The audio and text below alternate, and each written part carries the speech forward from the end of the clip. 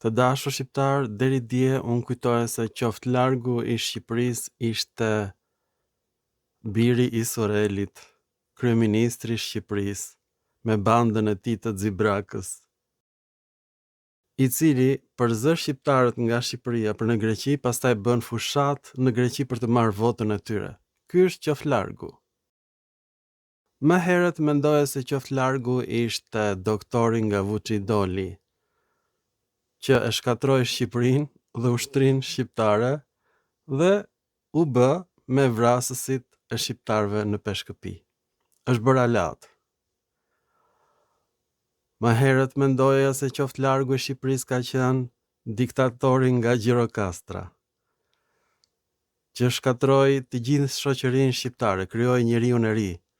Vëllai spiononte vëllan, motra vëllan, nëna djalin, babai vajzën. Këtë bëri diktatori nga Gjirokastra, që u shqye nga Jevga, të dashur shqiptar dhe që i kishte shumë qef Jevgat. Ky Jevgaxhi shkatroi gjithë Shqipërinë, shiti dhe Kosovën. Por ka qenë një qoftë larg tjetër më herët. Qoftë largu që u bë mbret, shkatroi demokracinë e parë shqiptare dhe u vu në fuqi nga serbët. U vu në fuqi nga serbët, ky Zogolli, ky Zogu, i cili braktisi Shqipërinë në momentin e fundit para pushtimit nga Italia fashiste dhe mori të gjithë arin e bankës shqiptare dhe u hoqi gjilpërat e topave që shqiptarët mos luftonin për të mbrojtur Shqipërinë. Dhe po të shkosh në histori më tej, kemi qoftë larg të tjerë.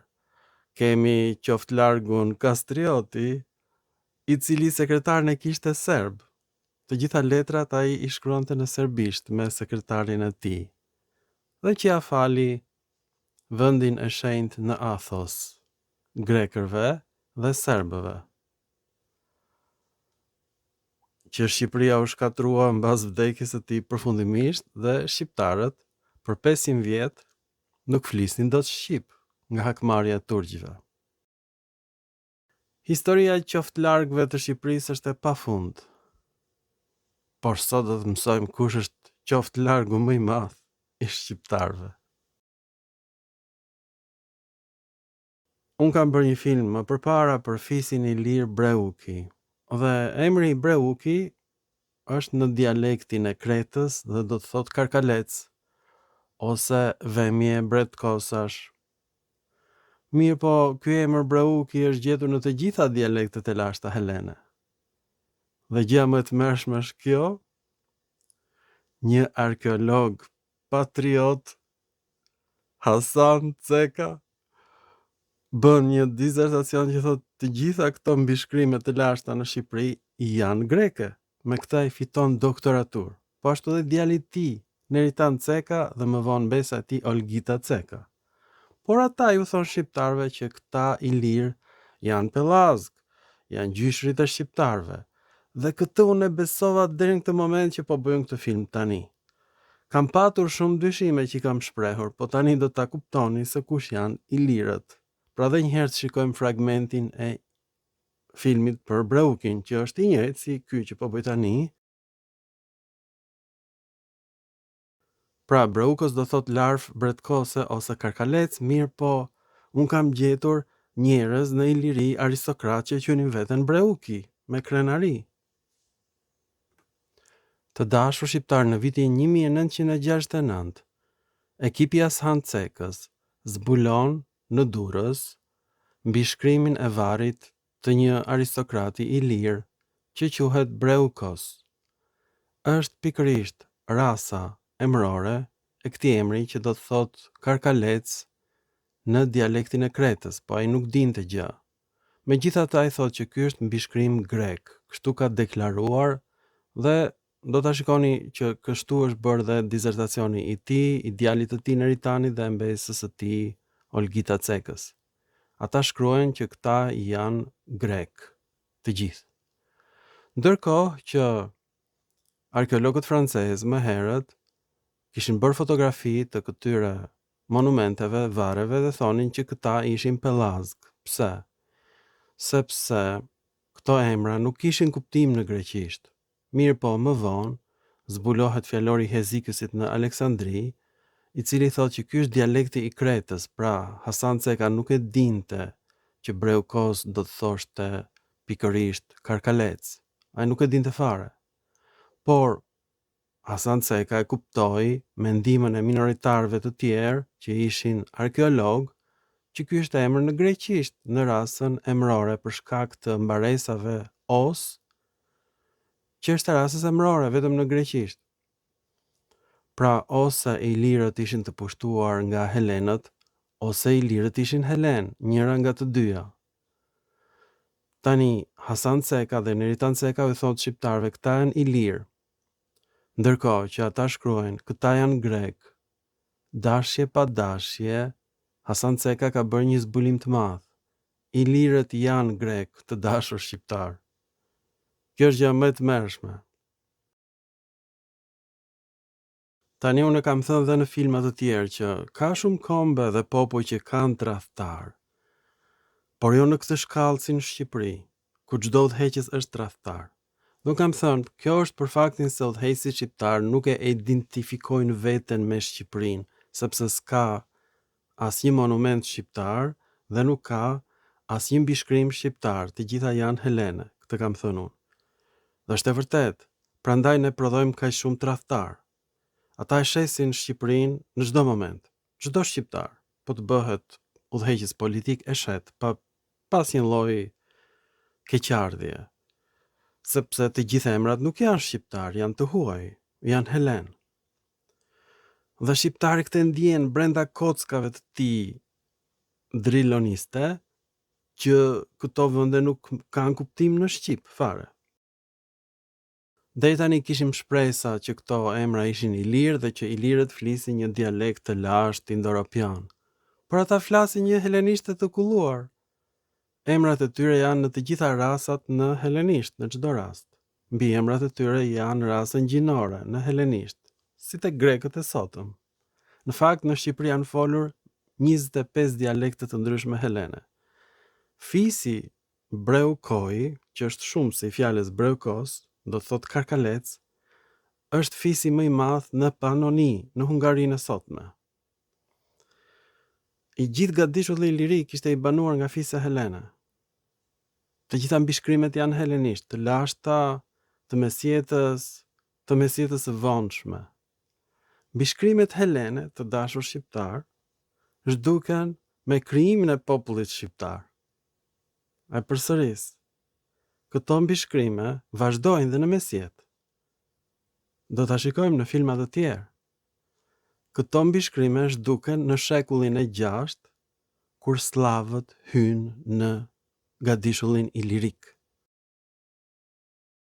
Në fakt, Breuki do të thot në gjuhë slave ai që lozanjar, një njeri shpejt. Madje fjala Breuki pra gjendet edhe në gjuhë slave, nuk gjendet vetëm në shqip, edhe në gjuhët gjermanike dhe në gjuhët kelte. Pra në një farë mënyrë edhe slavët janë në një farë mënyrë helen, kanë shumë fjalë të përbashkëta me helenishten. Në Shqipja jo.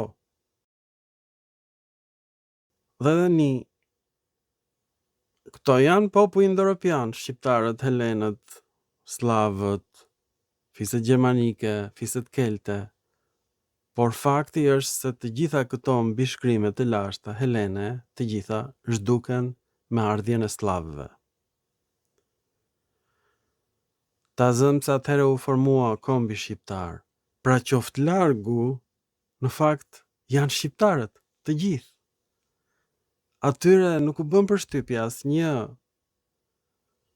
toponim i huaj, toponim helen. Ata përpiqen t'i shpjegojnë me fjalët e tyre një rrokshë. Dhe ky proces ka filluar me Sami Frashërin, Abdyl Frashërin dhe Naim Frashërin. Ata thanë që ne jemi pellazg. E nga e nxorën këtë që jemi pellazg, nga fantazia e tyre e smur. Nuk jemi pellazg.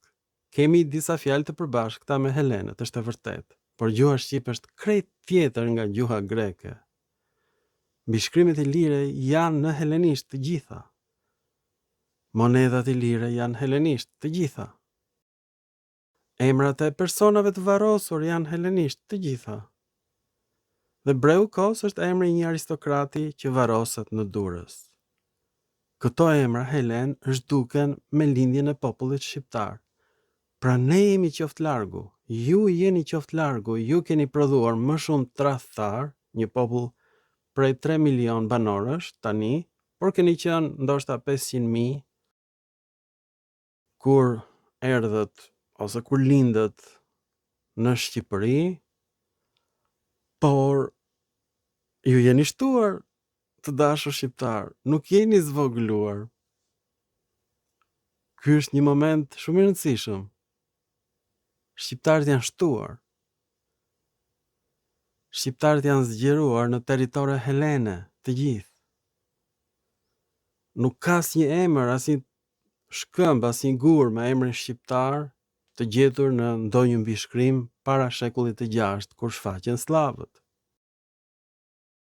Në fakt, të gjitha toponimet e tjera më të mëvonshme janë slave. Gjëja më e tmerrshme është kjo.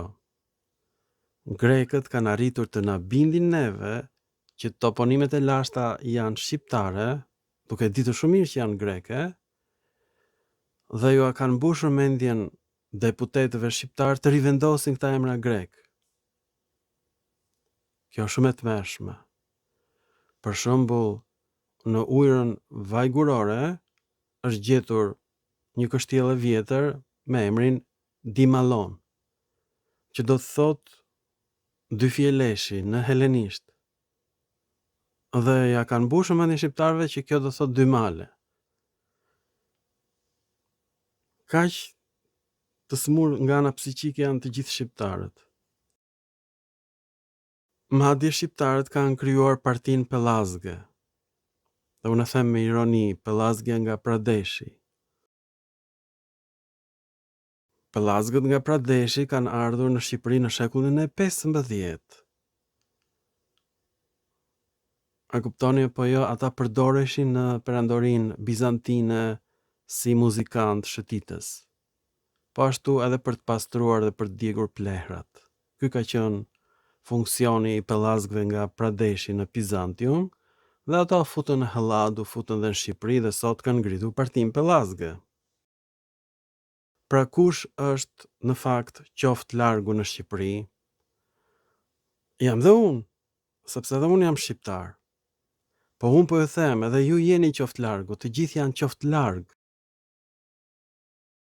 Do më thënë djaj. Ata vinë dhe shkatrojnë çdo gjë ilire dhe thot shqiptari që këto emra të lashtë janë krijuar nga gjuha ime një rrokshe. Këtë thot shqiptari. Pra kush është qoftë largu? Ne të gjithë jemi qoftë larg. Edhe një herë, të gjithë kryeministrat shqiptar janë tradhtar, kështu janë sjell të gjithë, dhe kanë shitur Shqipërinë. Dhe do ta shesin prap, nuk ka rrugë tjetër. Çdo kryeminist shqiptar e shikon Shqipërinë si një tokë jo shqiptare dhe mund ta shesi për interesat e tij personale. Nuk shpëtojmë dot nga këto tipa neve, asnjëherë. Një qoftë larg do zvendësohet me një qoftë larg tjetër. Për fat keq, edhe në Kosovë është e njëjta histori, të gjitha toponimet nuk janë shqiptare, janë helene. Pastaj janë slave, nuk ka toponime shqiptare. Pra dhe një herë, të vetmit që nuk kanë lënë toponime në Shqipëri janë Pellazgët nga Pradeshi dhe shqiptarët. Vetëm këto dy grupe. Edhe rumunët kanë lënë toponime, që ta dini ju, që janë ish ushtarët romak, rumunët sot. Janë bërbarinj, po dikur na binin me heshta, me shigjeta. Jo neve, ilirëve në fakt. Ne nuk ishim këtu, e kuptoni apo jo? Ose ishim bashkë me drerët. Keni parë ju historinë e drerëve? A mund ta vërtetoni ju që ka patur drerë në Butrind? Jo, sepse Butrindi ka qenë ishull. Si kaluan drerët nga toka në ishull? Pastaj u bë tokë me prurjet e lumenjve. Kur u bë Butrindi tokë, është krijuar kombi shqiptar. Ne bashk me drerët u futëm në Butrint. Kjo është historia e popullit ton. Aty ku shkojnë drerët, shkojnë dhe shqiptarët. Por drerët kanë lënë ca shenja, brirët e tyre kur ngordhin, kanë lënë shenja që kanë ekzistuar. Shqiptarët nuk kanë lënë as kocka, moren, nuk kanë lënë as një gjurmë që kanë ekzistuar. Ne mund ta vërtetojmë që Shqipëria ka patur drerë, por nuk mund ta vërtetojmë që Shqipëria ka patur shqiptar. Ju falemnderit për vëmendjen, të dashur shqiptar, dhe mirupafshim në filma të tjerë shkencor. Tani u kuptua përfundimisht kush është qoftë largu. I jemi të gjithë ne. Pranojni.